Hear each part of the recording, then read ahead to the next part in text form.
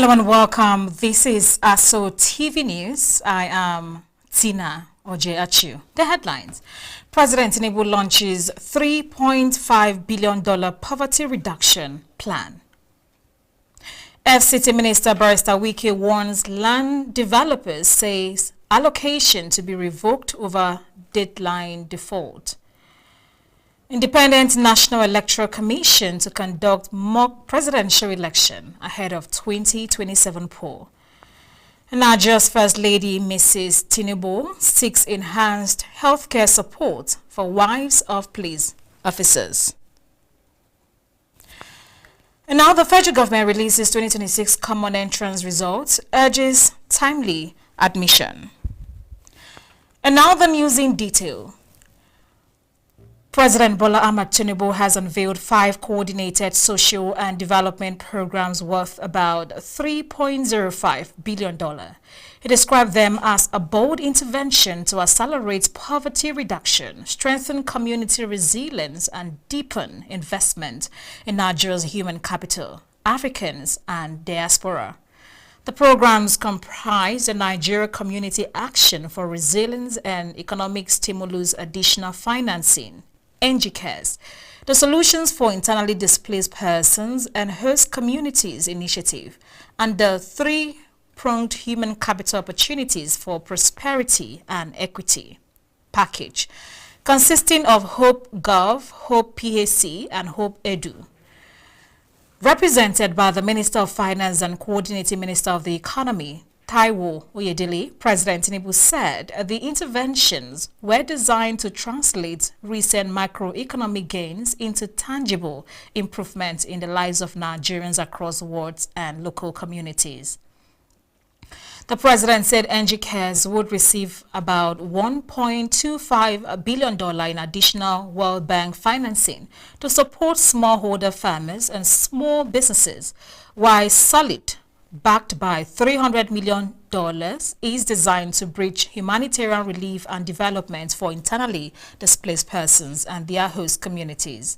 He added that the $1.5 billion HOPE package would strengthen governance, primary health care, foundational learning, teacher support, and public education.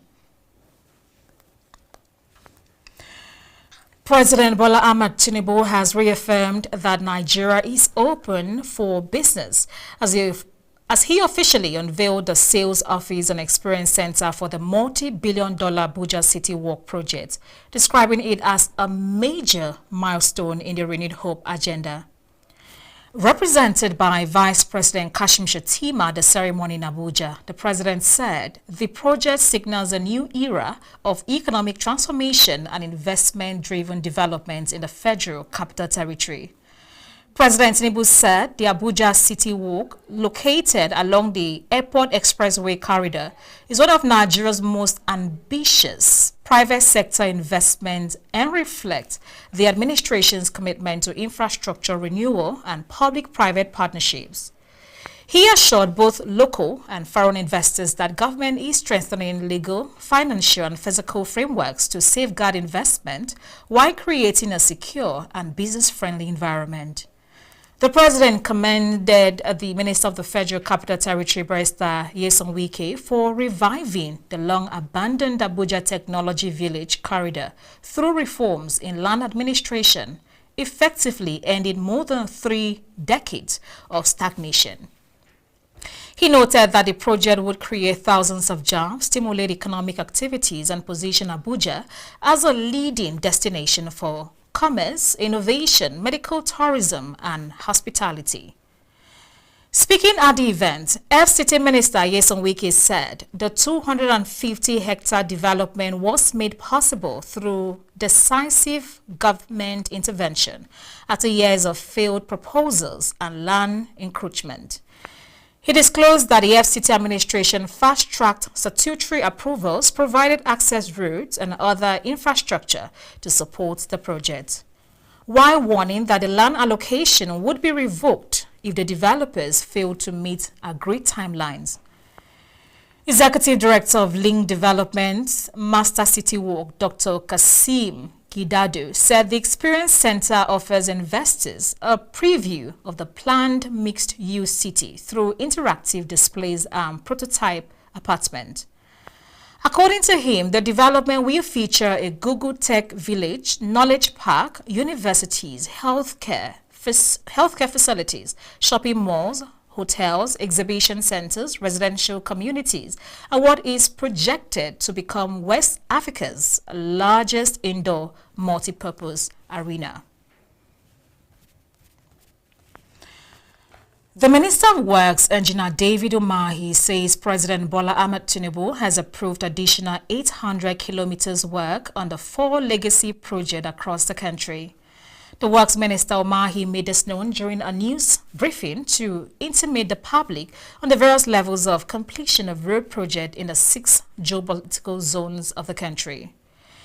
Engineer Umahi, while noting the growing impact of climate change on infrastructural projects, says the ministry has introduced a modern technology program that will equip engineers to deliver quality road infrastructure in line with best global standard.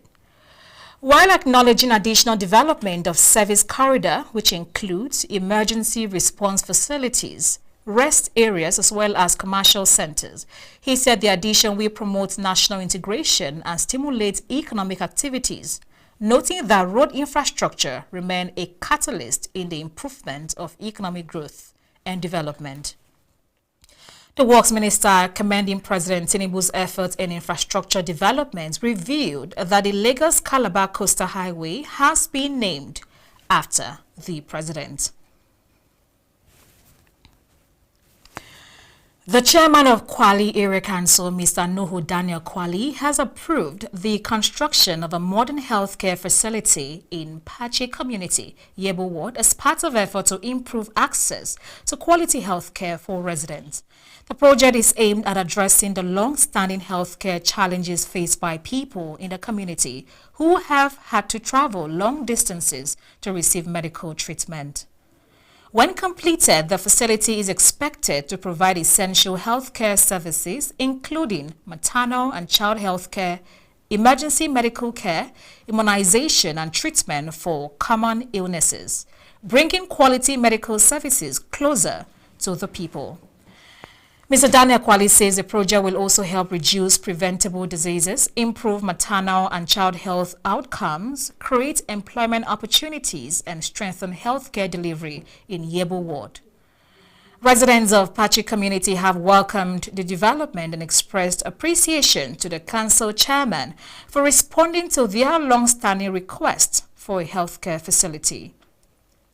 The approval of the project is in line with the new Kwali Area Council Administration's commitment to improving the welfare of residents through investment in healthcare, infrastructure, education, and agriculture.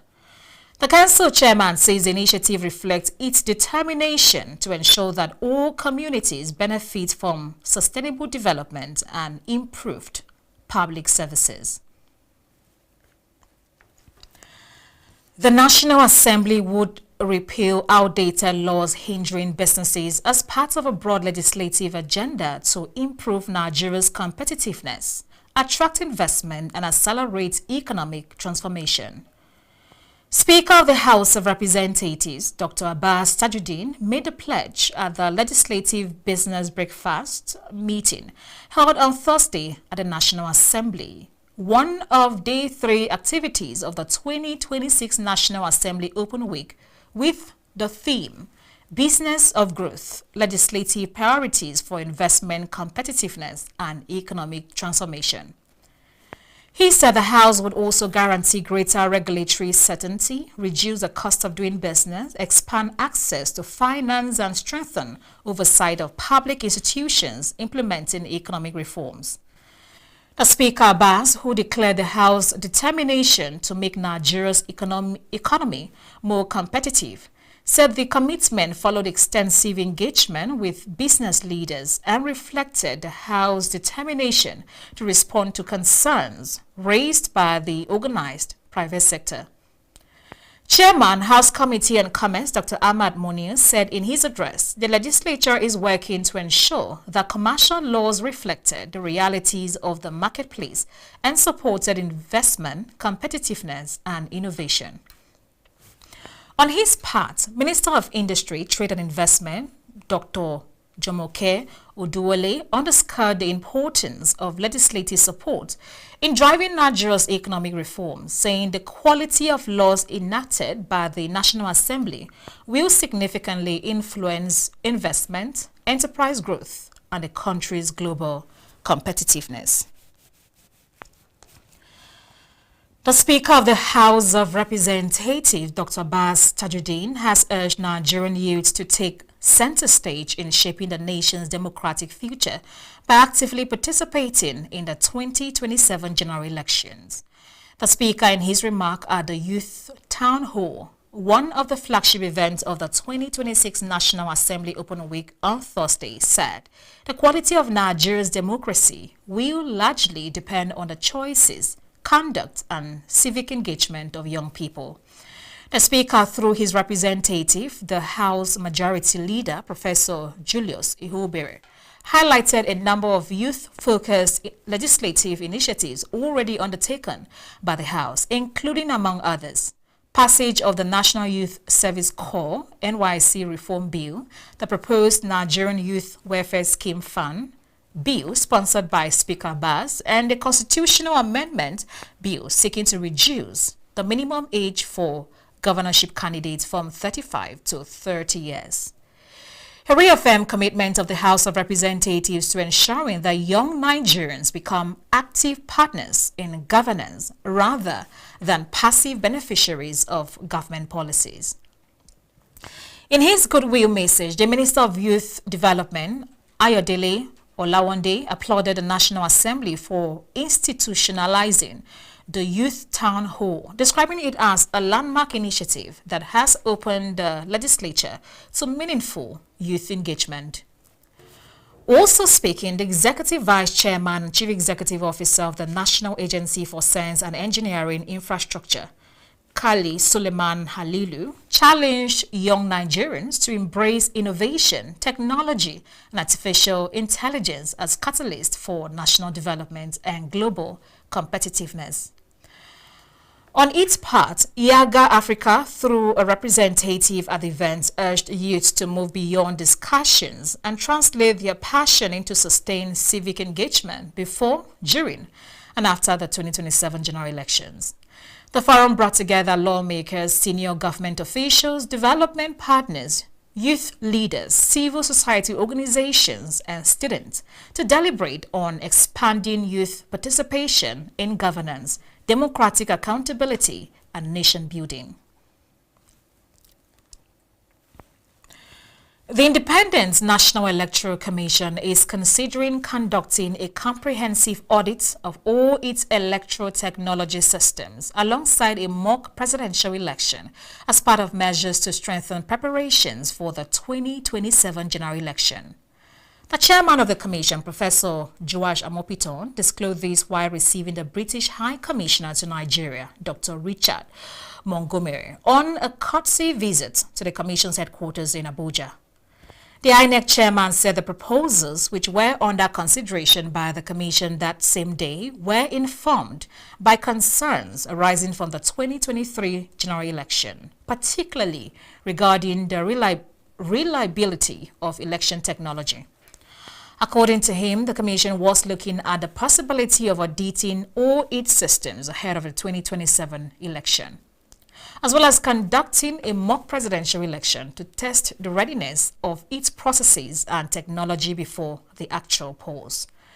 Professor Mopiton noted that the proposed exercises were not originally captured in the Commission's budget, but stressed that INEC would explore ways to actualize them if required, given their potential value in strengthening the credibility of the general election.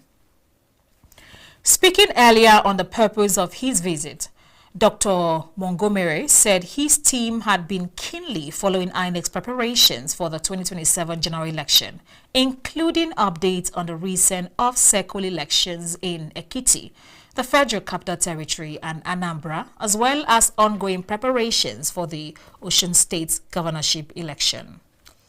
He described the UK government's interest in Nigeria's democratic process as a demonstration of both moral and practical support, citing the strategic partnership signed by the two governments in 2024 and President Bola Tinubu's state visit to the United Kingdom in March. You are watching ASO Television News. You can watch us live on DSTV channel 392, also on Star Times TV channel 127 and Free TV channel 507. We are also on the UHF band on channel 38. Still to come, presented by the Nigeria's First Lady Mrs. Tinubu seeks enhanced healthcare support for wives of police officers. Stay with us for details of this and more.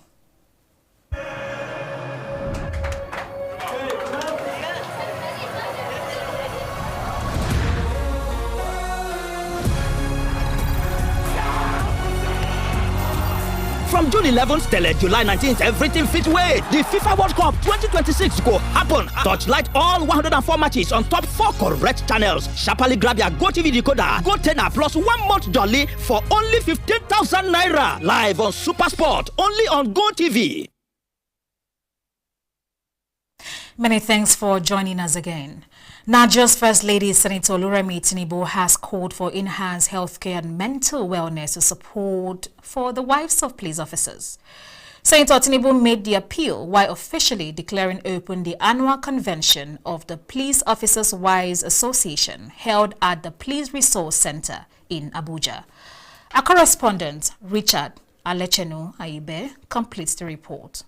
Represented by the wife of the Defense Minister, Mrs. Lilian Ogogomusa, the First Lady commended the resilience and sacrifices of police wives, describing their support as vital to the effectiveness of the Nigerian police force. She noted that police wives often shoulder the responsibility of managing their homes and families while their husbands carry out their duties under challenging and hazardous conditions. As wives of police officers, you carry many responsibilities at home while supporting your husband, whose duty often keep them away from their families. Your patience, your sacrifice, encouragement, and support provide the stability that allows them to serve our nation. Yet your health and mental well-being should be addressed also. Hence the need for this program such as this. In her opening remarks, POWA President Mrs. Olufumilola Disu described the convention as a celebration of women whose sacrifices often go unrecognized despite the vital role they play in supporting police families. She also highlighted the key achievements recorded since assuming office. At POWA, we are determined that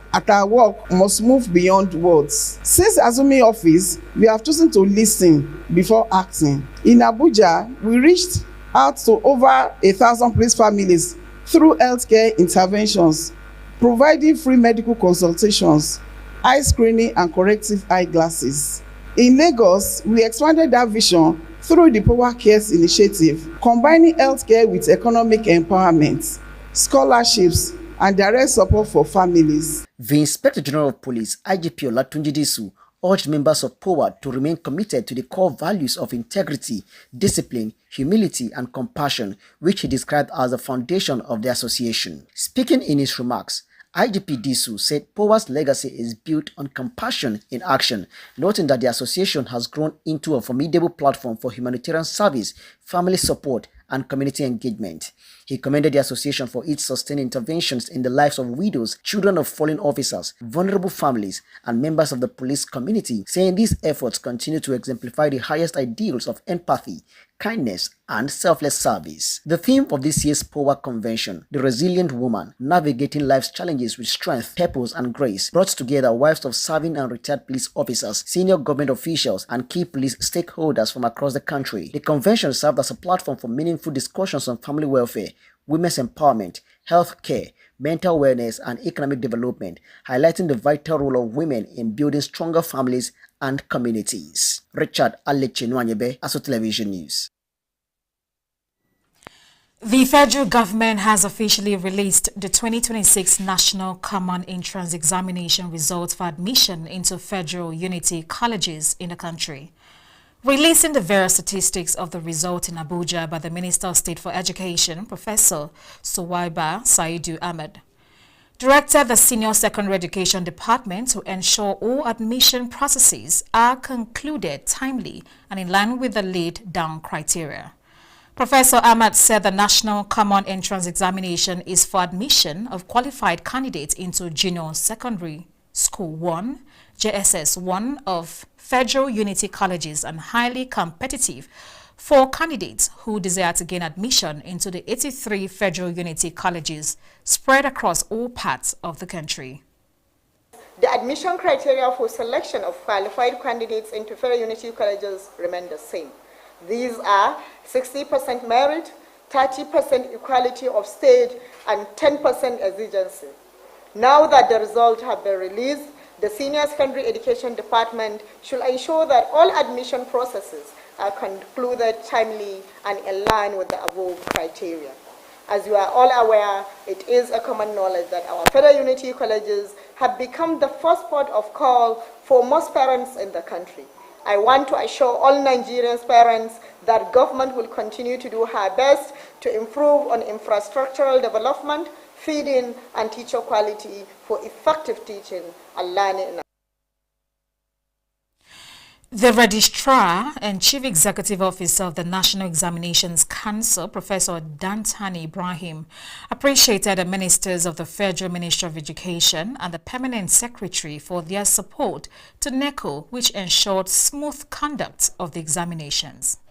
On behalf of the Governing Board of the National Examinations Council, management and staff of the Council, I present to the Minister the NCE result and the National Gifted result for presentation to the board.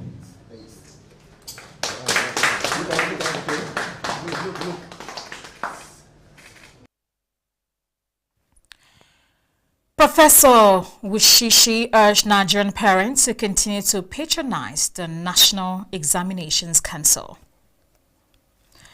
The Vice-Chancellor, African University of Science and Technology, and former Director General, Raw Materials Research and Development Council, Professor Peter Onwalu, has been appointed Editor-in-Chief of a World's Research and an academic journal. The appointment was announced by the Director General, Raw Materials Research and Development Council, Professor Martin Ikemonso, during the official launch of the journal in Abuja. Topsy Gimba has the details. The Director General, Raw Materials Research and Development Council, RMRDC, Professor Nailego Mati Ikemonso, described the official launch of the journal as a rebirth of a new era in the Council. Journals generally just provide a platform. So people who are interested in such efforts go look for it and then take advantage of them. So they take it from there. So the JOMA in itself does not guarantee the operationalization of the insights that are in the journal. Researchers in the universities, researchers everywhere, manufacturers who have new ideas or ideas that would like other people to know. We're calling on every person who has ideas to share, particularly ideas pertaining to new raw materials development, raw material availability, and all those things that are relevant to our mandate as a council, to take advantage of the JOMA to publish. The newly appointed Editor-in-Chief of the newly launched journal and the current Vice-Chancellor of the African University of Science and Technology, and also a former Director General at MRDC, Professor Peter Onwalu, appreciated the appointment and promised to ensure the journal becomes the world's leading research and scientific journal. Professor Peter Onwalu, who was represented at the occasion by Dr. Abdul Hakim Bello, said he will continue to uphold standards and the research manuscripts would constantly be reviewed for higher value. No nation can achieve lasting industrial progress without knowledge, research, and innovation. Today's event is not just a launch of a journal. It is about giving Nigeria research a stronger voice, a wider reach, and a greater opportunity to make a difference. Manufacturing, circular economy, sustainable resource utilization, mineral development, bioresources, industrial chemistry, environmental sustainability, tariff and regional trade in raw materials, economy of raw material development, and supply chain management and related discipline. The Director of Agro-Allied Department and Chairman Planning Committee for the launch of the journal at MRDC, Dr. Sab Eberikwe, welcomed the guests and did a breakdown of what the journal stands for. Many directors of the council attended the official launch of the journal, including the Directorate of Corporate Affairs at MRDC, Mrs. Chinyere Nnamdi Anam. Topsy Gimba, reporting for ASO Television News. Solicitors to the Minister of Works, Engineer David Uwezu Umahi, in a letter are requesting that the remains of the deceased female Mary Habila should not be released to any person, including her next of kin, Mr. Tanko Habila Wisdom of Sabongari, Jaba local government area of Kaduna State, until the autopsy has been duly conducted and all necessary investigative procedures relating to circumstances to her death have been concluded. The letter states that Miss Mary Habila, a staff member of the David Umahi Federal University of Medical Sciences, Uburu, Ebonyi State, who was on secondment to the Federal Ministry of Works, Mabushi, Abuja, died on 27th June 2026 in a building situated within the Minister of Works residence at Umanaga, Uburu, local government area of Ebonyi State. The letter notably stated that the deceased did not reside in the same building as the Works Minister, but that the building is exclusively designated for members of Senator David Umahi's staff and other persons working with him. According to the lawyers, on the night of her death, the deceased and another lady, a physiotherapist, were the only occupants of the building. In view of the circumstances surrounding her death, and in the interest of justice, transparency, and the due administration of criminal justice, the solicitors of the Works Minister are respectfully requesting that the Nigerian Police Force carry out a comprehensive autopsy on the remains of the deceased by a qualified forensic pathologist for the purpose of scientifically and independently ascertaining the actual cause and circumstances of her death. The request, according to the legal representative, is made to preserve the integrity of the ongoing investigation, to eliminate speculation and ensure that the true cause of death is conclusively determined before the remains are interred. The Chief Press Secretary to the Chairman of the Abuja Municipal Area Council, Mr. Kingsley Madaki, narrowly escaped death after his official vehicle was involved in a serious road accident in Abuja. Mr. Madaki was traveling with his driver to the commissioning of the 20-unit judges' quarters in Katampe District, where they were scheduled to join the AMAC chairman, Mr. Christopher Zakame Kalangu, when the accident occurred. The official vehicle, a Mercedes-Benz GLK with registration number ABC 107AC, was reportedly hit by an ash-colored Toyota Avenza with Lagos registration number KJA 464FU. Eyewitnesses saw the Toyota Avenza allegedly driven at high speed and rammed into the passenger side of the official vehicle where Mr. Madaki was seated. The impact deployed the airbags and forced the SUV onto the road, median leaving it extensively damaged. Police officers and passerby promptly rescued the occupants from the wreckage, while others cleared debris from the road to ease the flow of traffic. The victims were rushed to Model Care Hospital on Usman Street for medical treatment. Mr. Madaki sustained minor injuries, received treatment, and was later discharged. However, his driver, Mr. Wisdom Ihezugu, who suffered more serious injuries and significant bleeding, remained under medical care as of the time of this report. Sources said the driver underwent medical scans to determine the extent of possible chest and internal injuries and was reported to be in stable condition while awaiting the outcome of the medical examinations. The two damaged vehicles have since been taken to the Utako police station, where police have commenced an investigation into the cause of the accident.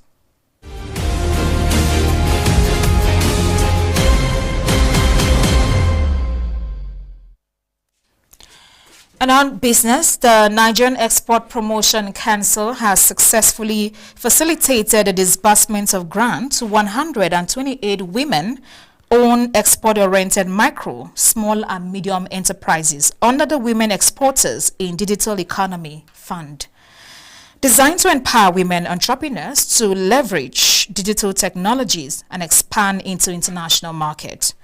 The NEPC, in a statement signed by its Deputy Director and Head Corporate Communications, Mr. Liu Seidu Sadiq, noted that Executive Director and Chief Executive Officer to the NEPC, Mrs. Nonye Ayeni, made this known during a recent town hall meeting with exporters held in Lagos.